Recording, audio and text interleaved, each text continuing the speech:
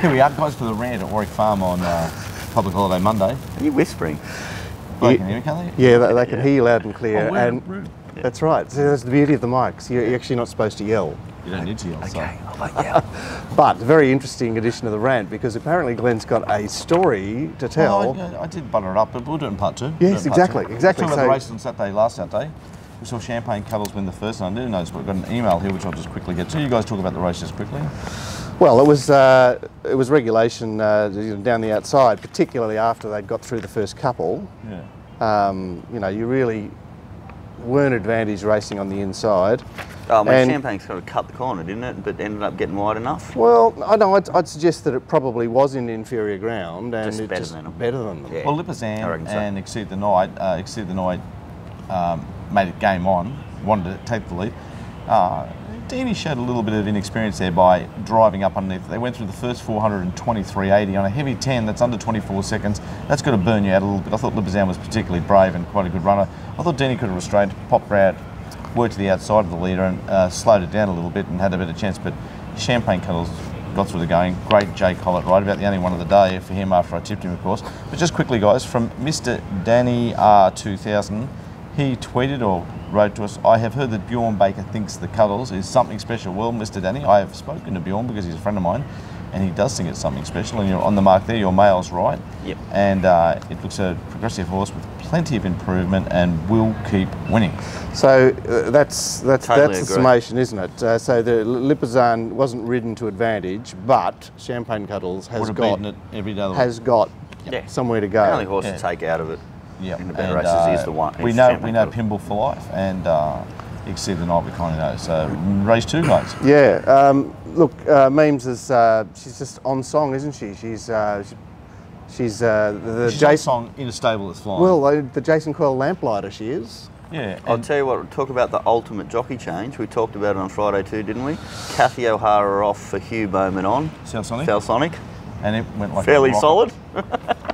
As it turned out, like I think Kathy's riding pretty well at the moment too. But when she's off, It's weird, isn't it? when they take her off, like the horse's form simplifies a couple of legs. You watch her and she doesn't appear to do anything wrong, and No. she rides winners, but there's Girl something. riders are just not as strong as men riders, excepting Linda Meach, and there's one other one. Oh, there was a girl up north years ago, Sky Bogan here, but I mentioned her. I seem to have ruined her career the day I mentioned her. Linda Meach, the only one you can back. Anyway, so look, Memes was well tried late. In Times of War was soft and then a bit firmer late, but sort of maybe struggled to come back in distance. Everything went right for it. Been watching Clarkey a bit on much as on Betfair, and he's an interesting player, Clarkey, on Betfair. Not that he's playing on Betfair. Actually, I'm not saying that. What I'm saying is that when his horse is firm, they firm, and when they stay solid, they win, and when they get weak late, they get beat. Broadside, perfect example. Oh, well, that $3.10. was the tactics changes. If it leads, it wins the But race. what's the in replay? my Did you think he opinion. looked particularly uninspired throughout? Yeah. He was like, oh well. Yeah, the horse or the jockey? The whole Because setup. the horse was just uncomfortable the whole way being behind horses. If it I thought leads, it wins the race. I thought it was more the jockey, in okay. my punting opinion. And Well, he was kind of forced to do that because of the announcement of the tactic change. Well, he didn't have to. In fact, if you have a look at the run to the first turn from the 1200 metre start, Broadside wants to lead. Yeah. But T. Clark doesn't, and in the end, Ruins it. Gunn goes, well, you know what, I'm on a heavily backed conveyance here, I'm going to give my horse every chance. And he did, didn't he? And that's Richard of York. I mean, I understood why they backed it. it was $8 to $3.60, guys.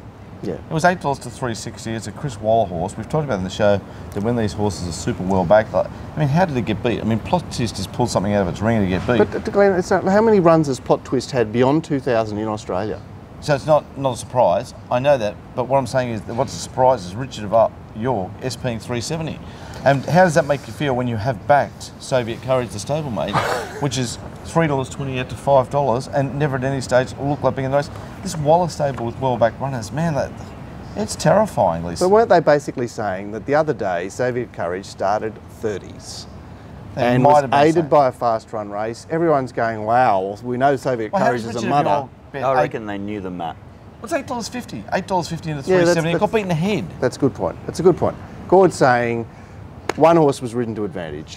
Yeah, So we and backed they- the horse that's and ridden they to were. advantage. Okay. Maybe the market's just super cool, and I'm seeing more into it. But Oh, Clipper, congratulations, Bobby Gringo. Yes. Gee, I tell you what, did you see the swagger as he was walking around the ring? Was there just like a little bit of pep in his step? There was indeed. There was it indeed. does make sense. But there's a perfect example of Ted Clark being super solid right throughout, Yeah, yeah. and getting the job done by 3 lengths and never going to get beat. Yeah. That's what I'm talking about. I find Timmy interesting to watch on Betfair. He probably doesn't even know what we're talking about, but punters know what we're talking about.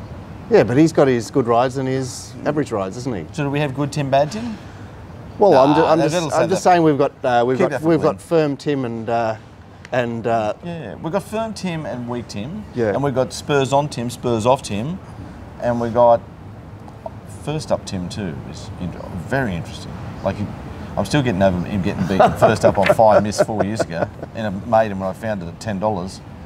How did it get beaten?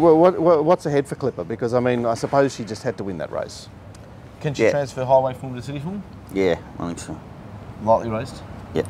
Yeah. She's a winter horse. It'd have to be lower grade stuff. Because of course we had what's his face, the Terry Robinson horse Yeah. transfer. Transfer.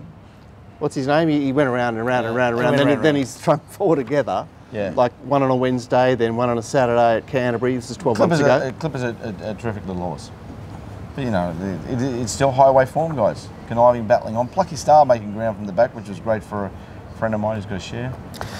Anyway, yeah, look, it's fairly hollow stuff. But then we got to the gobsmacking 10-length Wendy Roach Natoya just streaking away from them. They, Gunn controlled the pace and rode the race he wanted to, and Natoya just, when they topped the rise, Natoya just stretched out and streaked away like I haven't seen. I've never seen anything like that. That for was super impressive. Years. It looks a really promising horse. Obviously, Third start, 1400 to 2000. Just like it was like like what kind of horse is it? A Wendy Roach. Even the whole vibe of it doesn't look any good, but the setup of it looks. The horse is just a. I don't know what to say about that. Does that mean we can't back a horse out of the race? I think it does mean that. I'm going to be quite interested in Wendy Roach's horses in the Yeah, well, She's got the you, other one future. that's I been think, going on, yeah, right? chalk. Yeah. I think there's something going on in that stable that's positive. Or could well, it's be- like the Amanda Turner and Positive. She's positive. well, like the Amanda Turner and Maro Paletti of 12 how months they had ago. that peak period. Yeah. Both Warwick Farm trainers. You mean Yeah. just positive? I wonder. No double meanings there.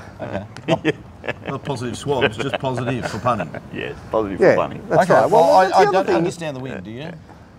So, what does that mean if you don't understand something? Because we try and make sense of these Saturday cards on the rant, Okay. and it's So next it's time it goes normally. round, this type of race, what is it odds on? I think it is.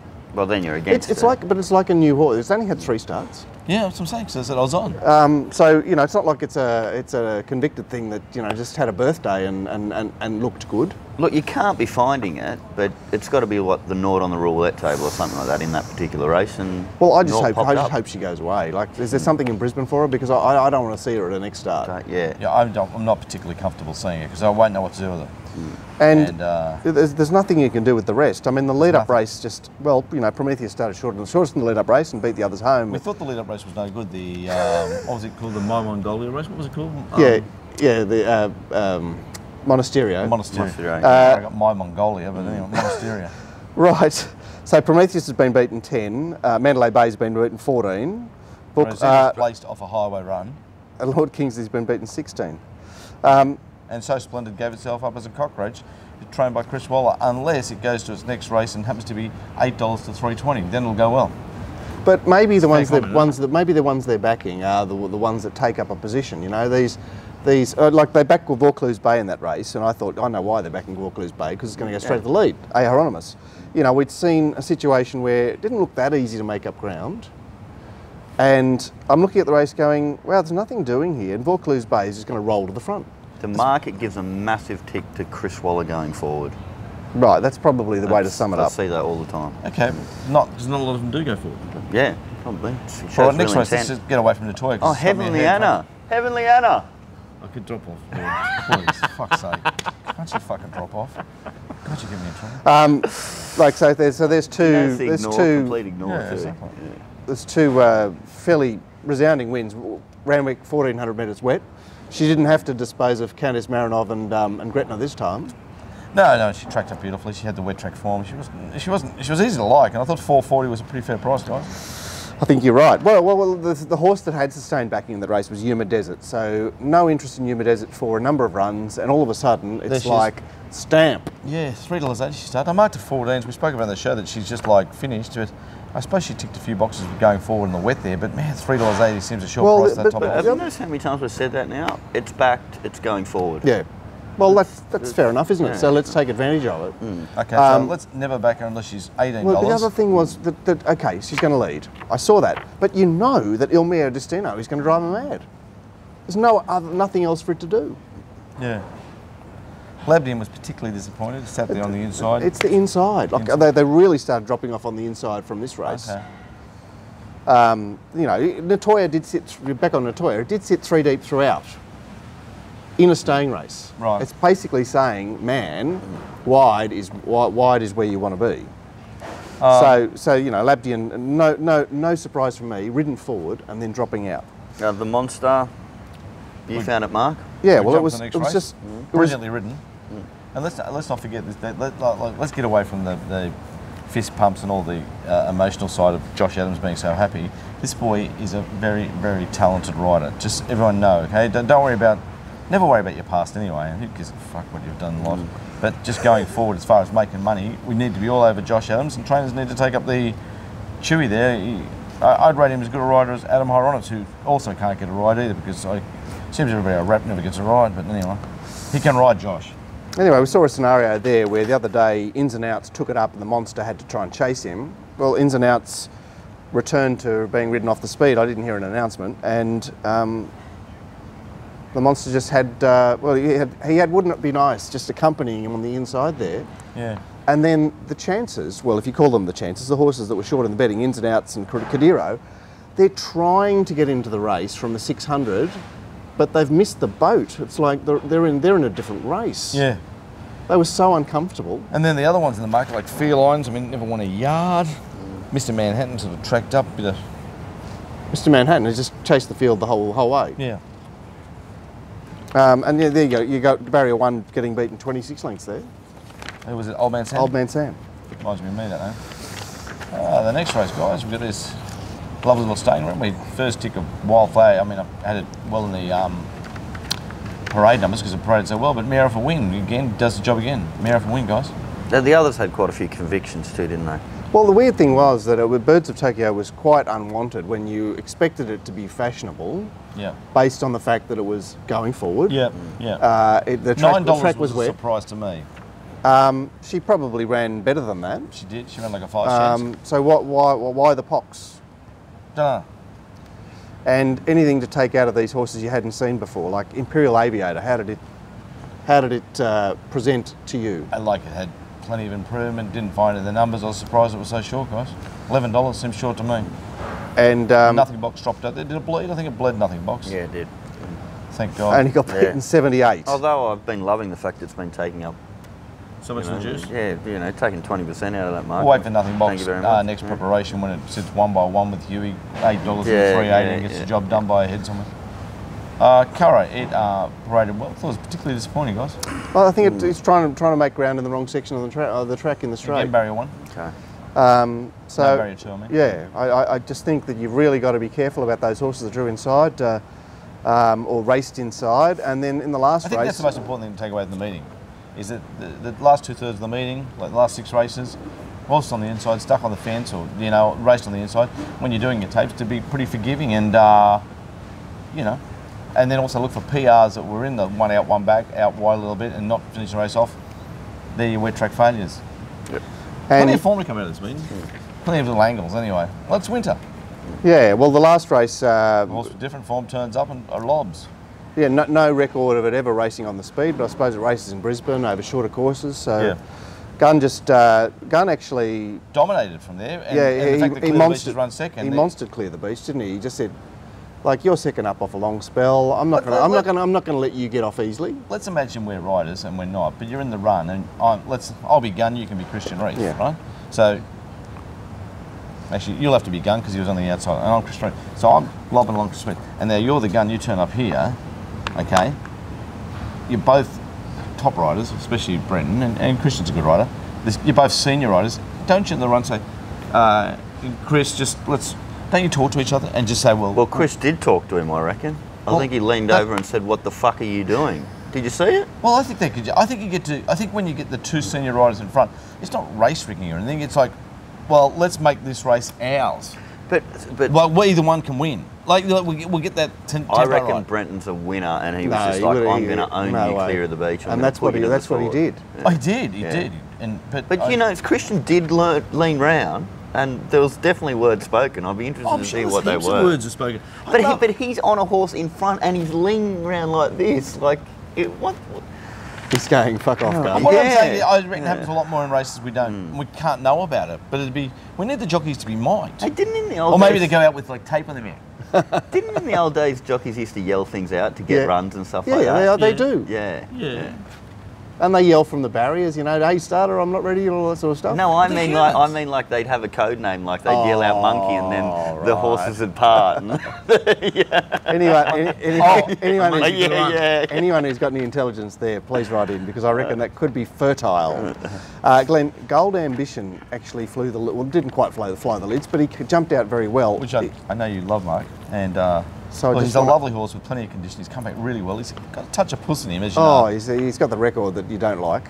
Yeah, that's the one with the Bathurst run, isn't it? Yeah, that one. Fuck, it's gone for the rest of its life, seriously. I don't know about that. All right. I just see that in its form. I know you see that just I can't get sometimes past you it. focus just on their numbers, but they're horses too. You know, yeah. All right, well, that's the end of part one. We're a bit short today because we're at the track and we're a bit late. Thanks, part one.